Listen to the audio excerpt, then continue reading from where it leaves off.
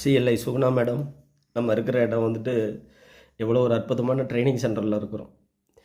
இங்கே போய் ஒருத்தருக்கு ஒருத்தர் விரோதம் பாராட்டி என்ன பண்ண போகிறோம் மேடம்? நீங்கள் வந்துட்டு அன்றைக்கி மெடிக்கல் லீவ் வாங்கிட்டு வந்தேன். டிஎஸ்பி சார் சொன்னாங்க. 2 நாளாக ஓபி பார்த்துருக்கேன் மேடம். ஜிஹெச்சில் ஓபி பார்த்துருக்கேன். ஓபியில் எனக்கு 186.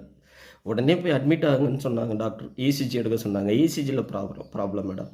அந்த இசிஜியை பார்த்துட்டு டாக்டர் உடனே போய்ட்டு நீங்கள் வந்து நிச்சயமாக நீங்கள் நல்ல ஸ்பெஷலிஸ்ட்டை பார்க்கணும். உங்கள் செஸ்ட்டுக்கு ஏதோ ப்ராப்ளம் இருக்குது, உங்களுக்கு ஏற்கனவே ஹார்ட் அட்டாக் வந்திருக்குன்றாங்க. மேடம் என்ன ட்ரைனிங் முடிஞ்சிடுச்சு மேடம். ட்ரைனிங் முடிஞ்ச பிறகு தான் நான் ஏற்கனவே கேட்டேன். ட்ரைனிங் முடிஞ்ச பிறகு போகலான்னு சொன்னீங்க. ட்ரைனிங் முடிஞ்ச பிறகு நான் டாக்டர்கிட்ட போயிட்டு ட்ரீட்மெண்ட் எடுத்துகிட்டு லீவு கேட்குறேன்.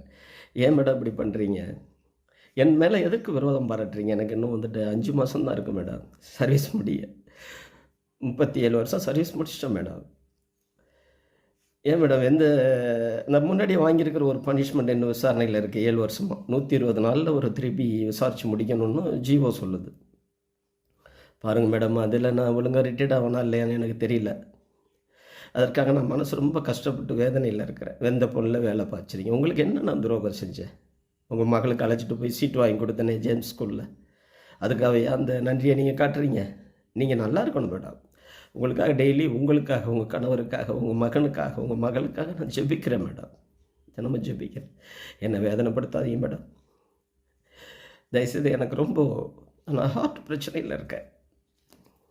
அந்த ட்ரீட்மெண்ட்டில் இருக்கேன். முடியல மேடம். ப்ளீஸ், நான் ஒரு நல்ல போலீஸ் மேடம். தமிழ்நாடு காவல்துறை அந்தளவுக்கு நேசிச்சு மேடம். கடைசி கட்டத்தில் உங்களை மாதிரி ஒரு ஆஃபீஸர்கிட்ட வேலை செய்யக்கூடிய ஒரு பாக்கியத்தை கடவுள் எனக்கு கொடுத்துட்டாரு. நான் உங்களை விரோதம் பாராட்டல.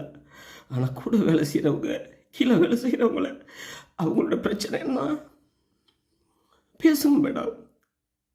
கொஞ்சம் சரிங்க மேடம். இது தானே நான் அடிக்கடி உங்கள்கிட்ட சொல்கிறேன். ஏன் கடன்றீங்க? என்னால் முடியல மேடம். ப்ளீஸ், என் மரணத்துக்கு நீங்கள் காரணமாக ஆயிடாதீங்க. கண்டிப்பாக மேடம், என் மரணத்துக்கு நீங்கள் காரணமாயிடாதீங்க மேடம். நான் ரொம்ப பாவம் மேடம். நான் கடவுள் பிள்ளை. உங்களுக்கு தெரியாது நான் எப்படி வாழ்ந்துட்டுருக்கேன்.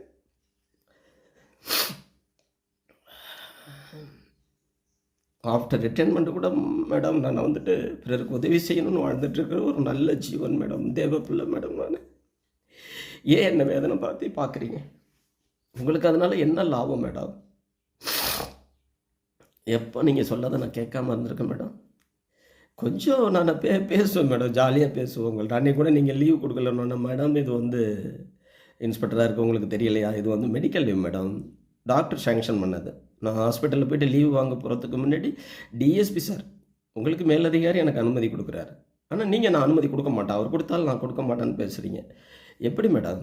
நமக்கு இங்கே இருக்கிறது பிரின்ஸிபல் இல்லாதனால வைஸ் பிரின்ஸிபல் தான் ஃபுல் இன்சார்ஜ். ஆனால் நீங்கள் என்ன நினைக்கிறீங்க? அவரை விட பெரிய ஆளாக நினைக்கிறீங்க. அப்படி தலகண்ண இருக்கக்கூடாது மேடம்.